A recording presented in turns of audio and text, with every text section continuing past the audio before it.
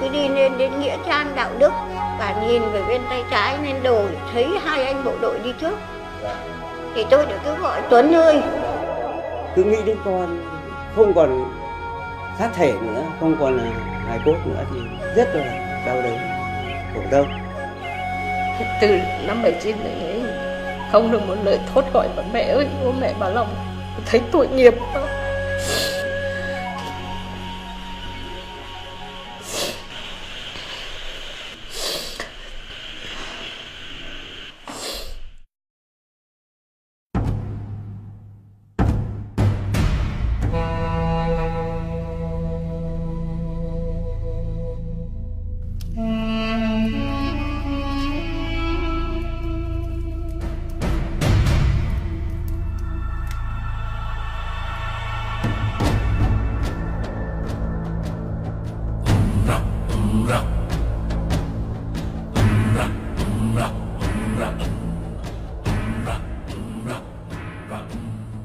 Tôi nhập ngũ là vào khoảng giữa năm 77.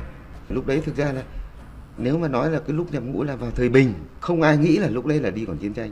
Ngày xưa Lào Cai, ngày nó không gọi là Lào Cai Yên Bái mà nó gọi là Hoàng Liên Sơn, nó gọi là tỉnh Hoàng Liên Sơn.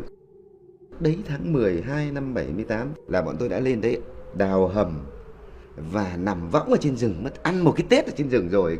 Năm 78 sang năm 79 là bọn tôi ăn Tết ở trên rừng. Lúc đấy thì tuổi còn trẻ, 20 tuổi. Bên lính nó cũng trẻ, lính cũng trẻ, rất là vô tư thôi, không có cái gì gọi là ác cảm hay thiện cảm cả.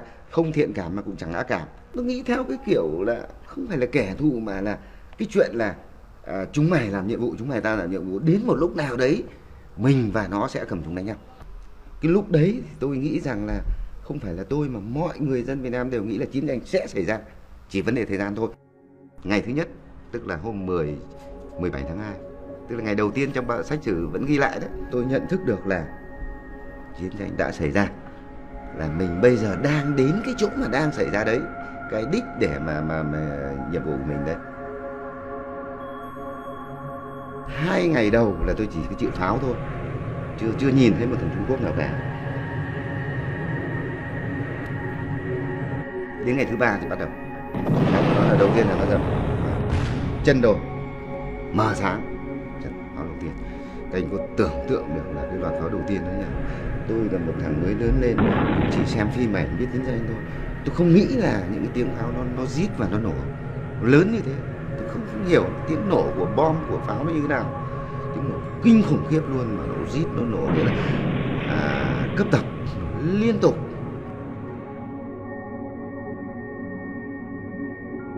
Khi ngừng pháo thì cái giang, cái sậy và cái nứa và một số cái cây khác mà lúc bọn tôi đào hầm, bọn tôi nhìn lên là không thấy ánh trăng ánh gì cả.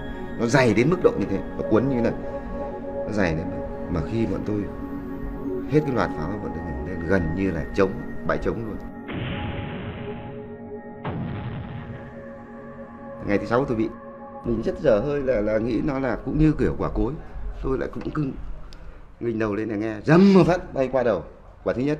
Quả hai tôi xem chuẩn bị xem nó ngắm nó lắp đạn như thế nào, ngó lên thì rầm một phát là nó nổ ngay đằng sau lưng tôi. Nên là tôi bị một cái mảnh rất nhỏ vào lưng này, lúc ấy hoa hết mắt đi, tôi sụp xuống. Thì tôi nghĩ là lúc đấy tôi chỉ sống được vài giây, tôi bảo sắp chết rồi, vì lúc ấy là mắt tôi vẫn còn nhìn thấy nhưng mà nó hoa.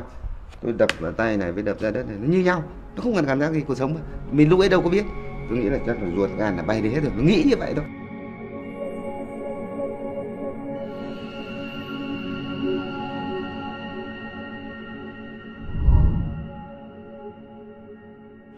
Tôi thì nhập ngũ tháng 2 năm 1982, hành quân sang Hà Giang là tháng 5 năm 1984. Đơn vị chúng tôi được lệnh tấn công và chiếm lĩnh các cao điểm mà Trung Quốc đã chiếm đóng. Thì hôm đó là ngày 12 tháng 12 năm 1984 thì tôi được nhận nhiệm vụ điều nghiên tình hình khu vực chân cái cao điểm 685 huyện Thanh Thủy, Vị Xuyên. Chúng tôi đi trinh sát trong lúc hai bên pháo vẫn bắn nhau, tức là giữa ta và địch. Chúng tôi đã điều nghiên cái tình hình đó. Thì lúc quay về tôi chỉ thấy một ánh sáng rất là rộng thôi, nhưng mà không biết làm sao, tại sao mà pháo bắn vào mình mà không chết, mà trong cái đó mình không nghe thấy tiếng gì. Thế ngã xuống, ngồi dậy được không đứng lên được thì mới thò tay xuống, nhấc chân lên thì không còn chân nữa.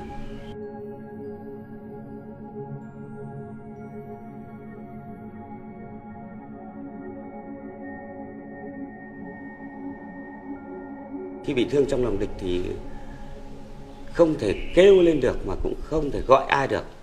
Thì lúc đó chỉ dùng ám hiệu gõ báng súng. Tức là vì có cái quy định riêng của cái ai trinh sát thôi. Có anh Sâm, anh quay lại thì anh cõng tôi về trong cứ. Cõng tôi, nhưng mà đến lúc cõng một đoạn thì tôi thấy ướt hết ở ngực này. Tôi hình như tao bị thương ở ngực nữa. Thế thì bạn ngồi xuống thì xoa hết ngực thì không ướt, không có lỗ nào thủng cả. Thì xoa vào lưng nó thì hóa ra là lưng của đồng đội mình bị mất một miếng thịt, phần mềm này. Mất miếng thịt phải bằng bàn tay này, nhưng không vào xương. Thế mà anh Sâm này không biết là mình bị thương nữa. Thế này anh quên mất, chắc có khi là quên mất mình cũng bị thương. Vì lúc ấy đau đớn chúng tôi không nghĩ gì. Cái cảm xúc lúc đấy nói ra thì các cái thế hệ sau hoặc là một số cái thế hệ mà không tham gia chiến tranh không biết có tin được không. Nhưng bọn tôi không có một chút nào gọi là cảm giác sợ cả, cảm giác dao động cả, không có một chút nào luôn. Mà cái sợ nhất bị thương, anh có biết là cái sợ gì không? Không còn có thể tham gia để hỗ trợ anh em được nữa. Lo sợ mình, anh em mình cứ hao mòn dần đi, thế rồi thì là đến một lúc nào mình không chống đỡ được. Ở cái chỗ đầu nhọn đuôi dài đấy, đầu nhọn đuôi dài có nghĩa là gì? Anh cứ tưởng tượng cái đàn kiến mà nó có bão, nó chở trời nó đi, mình cứ di ở đây này, nhưng mình tìm tí đằng xa kia nó vẫn cứ thành dòng nó đi. Thì Trung Quốc nó là vậy, nó vô tận, nó đông đến mức độ như thế. Cái đại đội tôi gần như là còn rất là ít thôi. Về sau này tôi nhớ là cái hôm tôi bị thương là còn rất ít thôi. Lúc nào thấy đồng đội mình như thế thì xót xa. Nước mắt của đồng đội rất nhiều, nhưng chỉ dành cho đồng đội thôi. Cái lúc vào điều trị thì tôi đã biết được là vào đấy thì gặp anh em nhiều, trong đấy là biết là mình bị cột sống rồi. Và cột sống là như thế nào, hậu quả là xe lăn vần đi vần lại là biết được rồi. Cái ông nằm bên cạnh, ví dụ có một cái ông liệt tứ chi mà ông tức là bị đốt sống cổ liệt vào bốn chân, ông bảo mày mà được như thế thì đã là phúc cho mày mới được như thế. Cuối cùng là nằm 109, sau đó chuyển ra thì bác sĩ hành chính xuống thông báo là hai chú là ông cứ xưng là anh em, hai chú là khám thương xong rồi 95% loại 8, lúc ấy chưa phải gọi là loại 1, loại 8.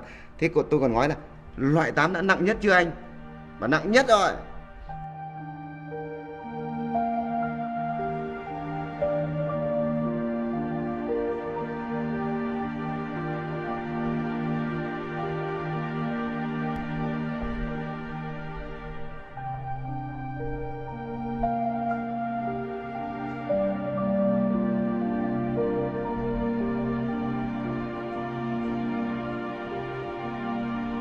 Anh có kể chuyện là anh ấy lên chốt lúc buổi chiều và đến 6 giờ tối thì anh ấy bị thương.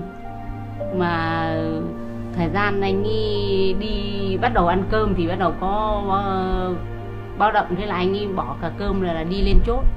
Thì là có mấy anh em cùng một tổ thì là cùng bị thương. Anh bảo bị pháo đạn cối gì, cassette hay cái gì đấy cơ. Thì anh được đưa về dưới trạm cấp cứu thế này thì anh không biết gì cả. Thì sau 1-2 ngày anh mới tỉnh ra lại mới biết là mình đang bị thương. Sổ thương của anh là thương tật 1/4.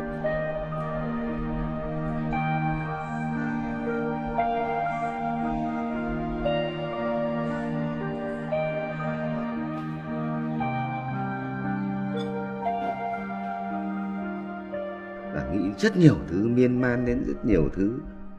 Vì đấy lúc đấy mình còn rất trẻ, cũng không chưa biết nhiều, cho nên tôi nghĩ đến rất nhiều thứ. Lúc đấy cứ lần lượt nghĩ đến những người thân, rồi thì trong gia đình, rồi thì bạn bè, nghĩ rất nhiều. Sau đó là nghĩ đến đồng đội mình xem là còn ai nữa.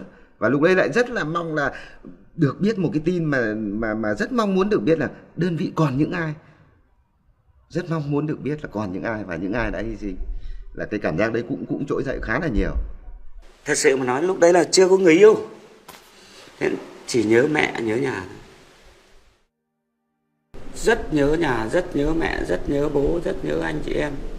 Để mà Bố mẹ biết, gia đình biết là vì anh em đồng đội thông báo.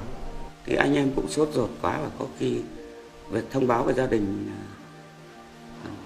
thằng Sơn nó bị thương, không biết nó qua được không. Gia đình mới đi tìm các viện thì mới gặp ở viện 9 Vĩnh Yên. Khi ra đón mẹ chống nạn ra đón mẹ với các anh, với anh em thì chỉ nhìn thấy nước mắt. Thế nhưng mà khi vào đến phòng bệnh ấy, thì mẹ cũng không khóc được nữa. Bởi vì là anh em nó nặng hơn tôi nhiều quá, chẳng ai đi lại được.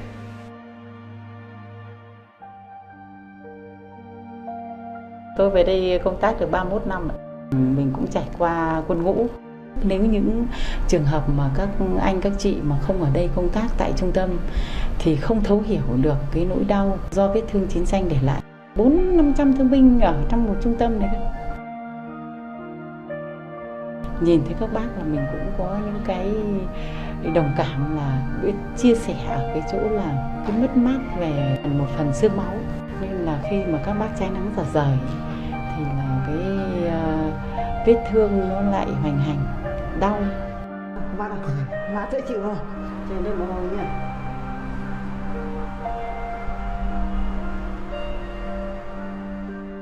Bây giờ sức khỏe của anh yếu lắm, so với ngày xưa giờ thì yếu nhiều lắm. Những cái vết thương cũ nó tái phát đấy. Bây giờ thì anh ấy sinh hoạt nó không được bình thường như những người khác. Cho nên là mỗi một lần anh ấy đi lại anh vất vả lắm. Đêm nào cũng phải dậy uống thuốc mới lại, như nó giật nhiều nên là ngủ cũng không được, không tròn giấc đâu. Có hôm 1-2 giờ sáng vẫn chưa ngủ được. Người phụ nữ lấy một người thương binh mà nặng nề như chúng tôi thì tất cả những người thương binh như chúng tôi nên phải cảm ơn các chị. Tôi chỉ nói ngắn thế thôi chứ còn thì cảm ơn như thế nào thì là tùy mọi người. Như tôi là tôi hạnh phúc lắm. Tôi lấy vợ làm về đây chục năm sau tôi vượt qua được những cái rào cản như vừa nói, sau đó là tôi cũng lấy vợ và cũng bây giờ trời cũng phú cho tôi một cô con gái. Cháu bây giờ cũng đi học rồi, cũng đi làm rồi. Thì anh em cán bộ công nhân viên thì cũng chỉ là đến động viên và chia sẻ, là những ngồi buổi tối trực thì tâm sự cùng với các bác để chia sẻ, là động viên nhau để có những tiếng cười.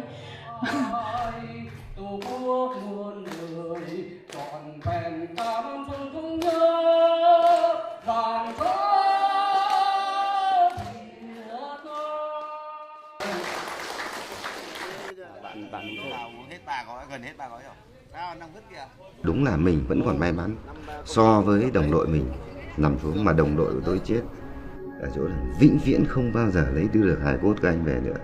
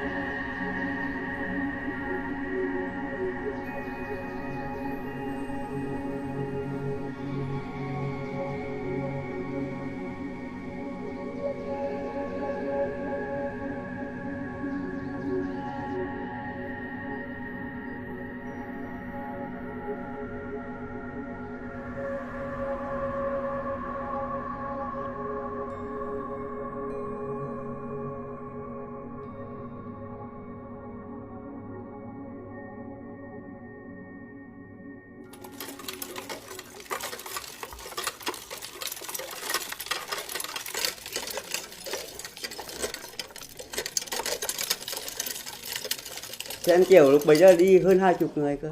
Thế là hy sinh mất 3, còn bị thương thì mất 2. Hanh của con trai của tôi, tức là người con duy nhất của trong gia đình. 2 gái thì bây giờ các chị đi lấy chồng hết cả rồi. Em mới học lớp 6 thôi thì em đã nghỉ, thì là đi đóng gạch. Bố con nuôi nhau. Mẹ con mất sớm rồi thì tình cảm bố con thì bố cứ ở nhà làm ruộng. Thì con cũng kết hợp vào đấy thì bố con cùng làm ăn. Thì khi em nó trưởng thành đi bảo vệ Tổ quốc ở mặt trận Hà Giang, Hà Tuyên, em đi bộ đội về thì lại không có được ngày phép nào về cùng với bố cả. Thế là biệt tâm từ năm 83 đến giờ.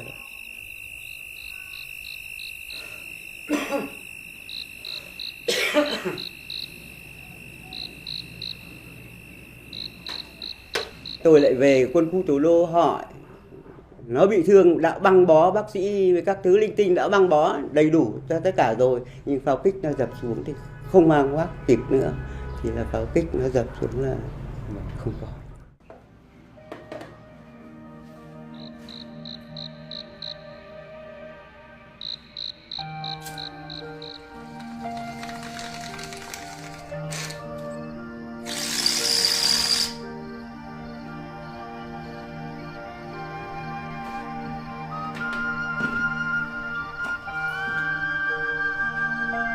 Lúc bấy giờ thì cơm chả ăn, cứ một mình thì cứ có ở đây nghĩ đến con thôi, rất là khổ tâm mà buồn lắm. Ôi đành.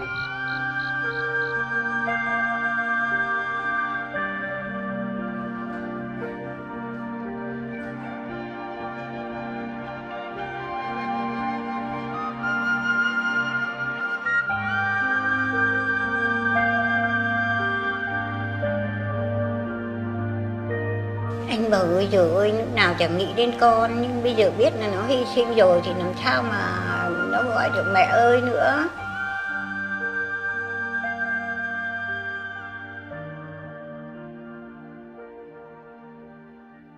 Anh ấy nhập ngũ nhá, anh bảo cho nhà con một để cho con đi, vì lúc bấy giờ đất nước chiến tranh mà coi như là tất cả đều thanh niên đến tuổi rồi thì phải đi. Thì anh bảo lo thì vẫn phải lo rồi, suy nghĩ vẫn phải suy nghĩ rồi. Nhưng mà bây giờ lúc bấy giờ chiến tranh như thế thì đất nước như thế thì người ta bảo cho con đi thì cũng phải cho đi thôi, cũng chả biết làm nào. Nhận quyết định xong rồi tôi bảo anh ấy thì anh bảo anh đi thôi, anh không có thắc mắc gì cả. Nhưng mà lúc bấy giờ anh đi là anh chưa lấy vợ. Thế lúc bấy giờ xong rồi nhận quyết định rồi tôi đi xuống tôi hỏi vợ cho anh ấy thì đồng ý rồi thì là bắt đầu đi đến ủy ban đăng ký thì họ bảo chưa đến tuổi đăng ký, họ không đăng ký. Tôi bảo nếu không đăng ký tôi không cho con tôi đi bộ đội đâu, thiếu có mấy tháng là thiếu một tháng gì thôi. Thế tôi bảo là nếu không đăng ký cho thì tôi không cho đi bộ đội, vì bây giờ tôi ở nhà bố mẹ già, em thì còn nhỏ. Thế sau rồi họ đăng ký rồi đấy. Nói thật với các anh ấy, cưới vợ cho nó còn không có cái màn đâu nhá. Lúc bấy giờ cái gì cũng bao cấp hết nhá. Còn không có cái màn đôi nha, tôi còn đi mua 2 cái màn một về khâu còn làm một cái màn đôi nhá. Vì để mấy người ta mua hộ mấy mét vải chanh xanh chéo Trung Quốc ấy, về khâu còn làm cái vỏ chăn ấy nhá.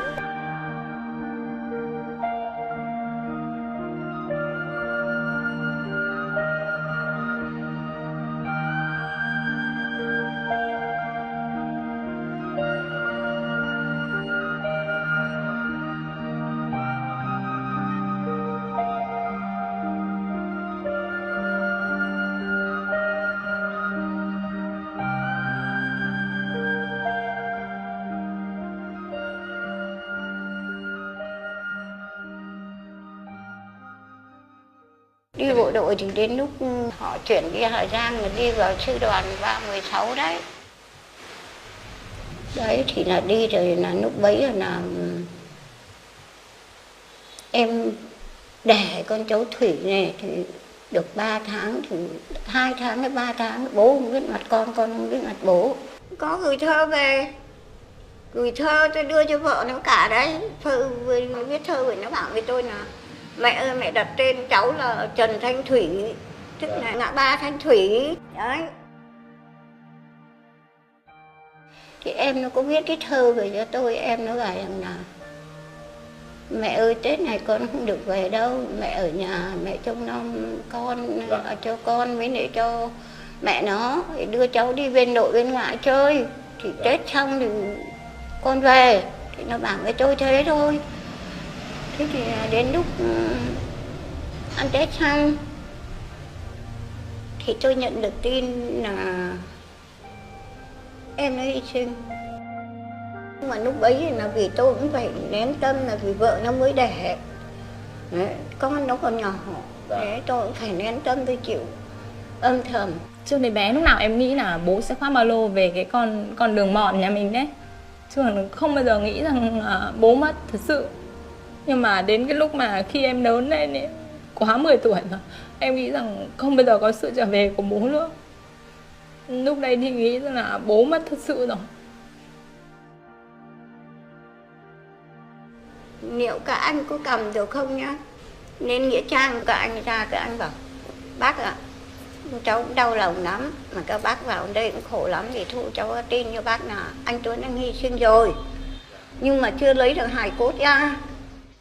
Nên là em cũng mơ thì cũng không bao giờ nhìn thấy mặt bố, chỉ nhìn thấy đằng sau lưng thôi. Thì cũng chỉ nhìn thấy một chú bộ đội ở khoác ba lô thôi, chứ không bao giờ mơ thấy trực diện mặt của bố, bởi vì em chưa được nhìn mặt bố. Là thằng cháu tôi gọi tôi bằng dì, nó cũng ở Bảo Hà, nó cũng đi bộ đội, nó cũng đóng ở đấy. Kể khi là anh lên đến chốt thì em vẫy là anh đi xuống giao thông Hào đi. Đấy. Thế là anh xuống giao thông Hào, thì em ngồi ở cửa hầm gài mìn, thì là bên kia nó câu pháo sang, là nổ cái hầm bị, là sập hầm xuống, là sập hang hầm xuống. Thế là hy sinh hết ở trong này.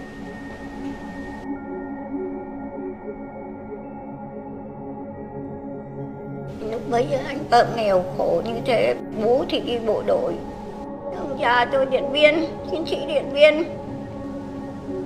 Về được mấy năm thì con lại đi bộ đội, hy sinh. Buồn thì nhớ con, chỉ chảy nước mắt ra thôi. Sau khi mà em đi vào cái chiến trường, bố em đã hy sinh để tìm hài cốt của bố về, thì nó cực kỳ là khủng khiếp. Cái chốt đấy nó cũng được ví là cái cối xay thịt. Tức là khi chiến tranh xảy ra, toàn nó bung bé, thế các bác nói là nó chỉ có màu của máu thôi.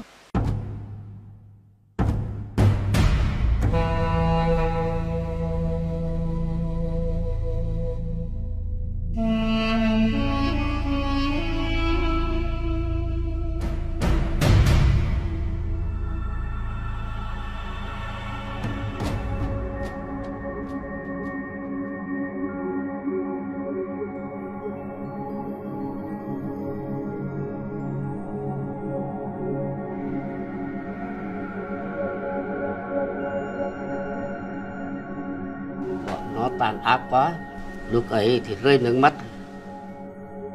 Hành động đấy là quá là sai trái và quá là tàn nhẫn đối với con người.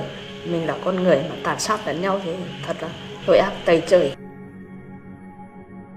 Nhà cửa là khi đi thì khóa đóng vào, nhưng mà khi về đến nhà ấy thì rồi thôi, nhà nào nó cũng là phá hết rồi, sụp xào hết, tan hoang hết. Như là cái nhà của mình ấy này, của cái mình để trên cá cái nó cũng lên, nó cũng đập xuống hết. Phá qua nhà thì đốt, nhà nào cũng phá hết, sụp xạo hết.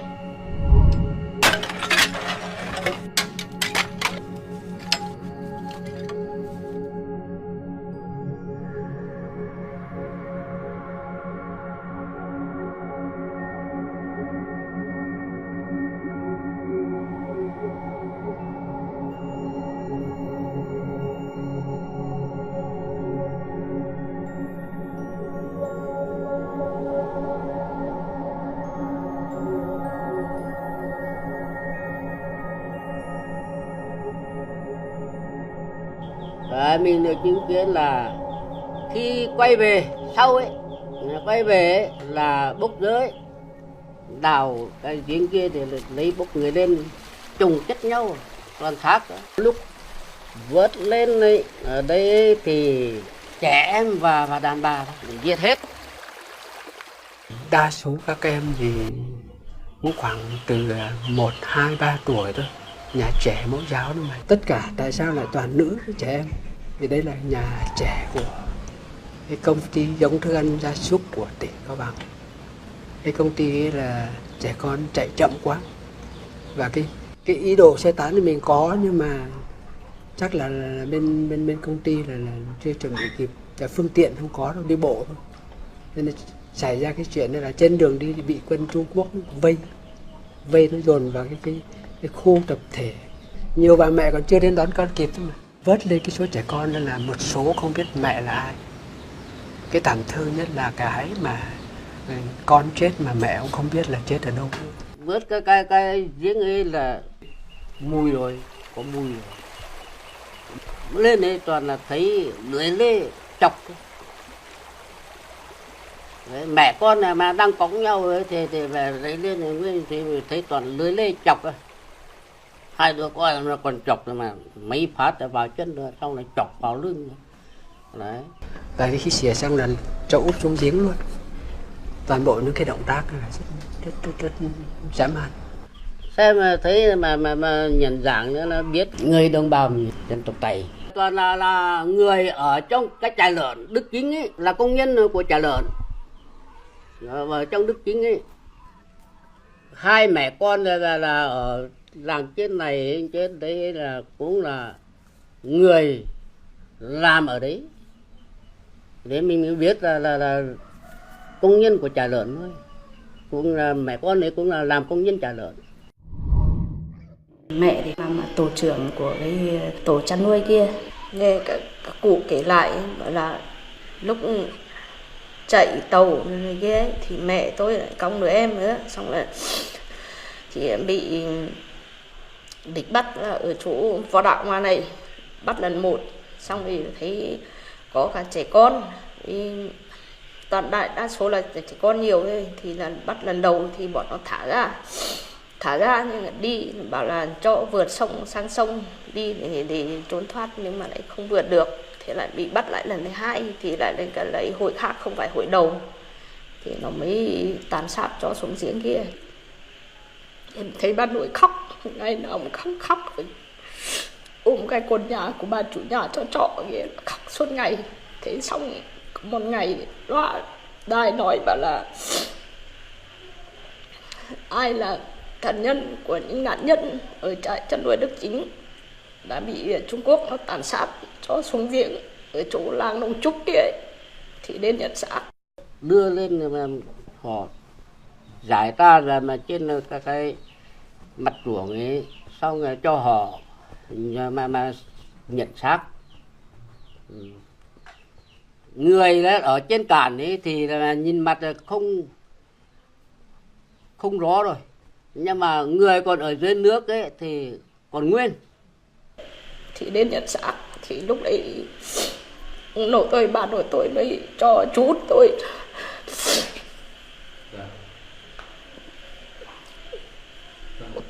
lên nhận xác.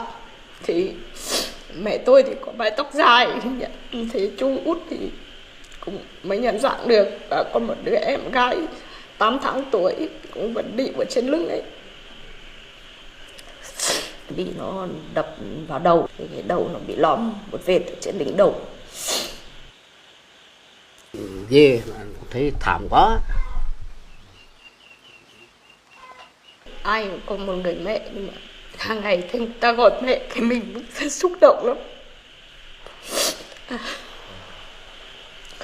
Từ năm 79 này đấy, không được một lời thốt gọi mà mẹ ơi, ô mẹ Bà Lòng, thấy tội nghiệp quá.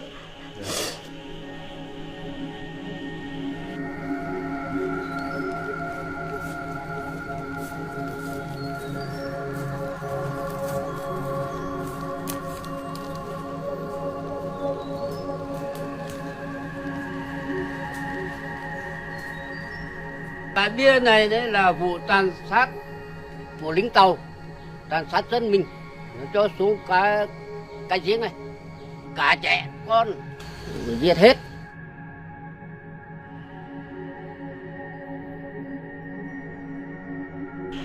Mong các ông hãy nghĩ lại về những việc của mình đã gây ra trên đất nước Việt Nam này. Nếu mà xảy ra chiến tranh thì còn là bao nhiêu gia đình cũng phải chịu cảnh mồ côi cha mẹ như tôi. Tôi nghĩ ở bên kia biên giới cũng có rất nhiều những đứa bé giống như mình. Tôi đã là con của liệt sĩ, đã từng chứng kiến gọi là nỗi đau của bà tôi là người mẹ mất con, và mẹ tôi là người vợ mất chồng, và tôi là người con mất cha, là những cái nỗi đau quá lớn. Vì hơn ai hết bọn tôi hiểu chiến tranh là gì. Chúng nó xâm chiếm thì con cái mình mới phải đi, thì mới phải hy sinh. Tôi nghĩ rằng là mình bị như thế này, đồng đội mình hy sinh, mình chết, thì ở bên kia người ta cũng chết, thậm chí là còn nặng nề hơn. Vừa rồi đi tôi nghe đài này, máy bay nó vẫn còn, cái máy bay của Trung Quốc nó còn sang đảo hàng xa của mình cái gì này. Như bọn tôi nói là nhịn được bữa nào hay bữa đấy, nhịn được ngày nào hay ngày đấy. Bất kỳ ở đâu trên thế giới này không ai muốn chiến tranh cả. Đúng ra nếu mà không có chiến tranh biên giới xảy ra thì tôi đã là anh công nhân lái máy ủi rồi. Đừng bao giờ xảy ra chiến tranh nữa, chỉ mong muốn thế thôi. Cứ nhìn vào chữ nhẫn để mà học ấy mà, nó chỉ có mấy nét thôi nhưng mà có khi cả đời người không học được cái chữ nhẫn. Nhẫn thế nào lại là một chuyện, nhẫn nhịn nó khác với nhẫn nhục.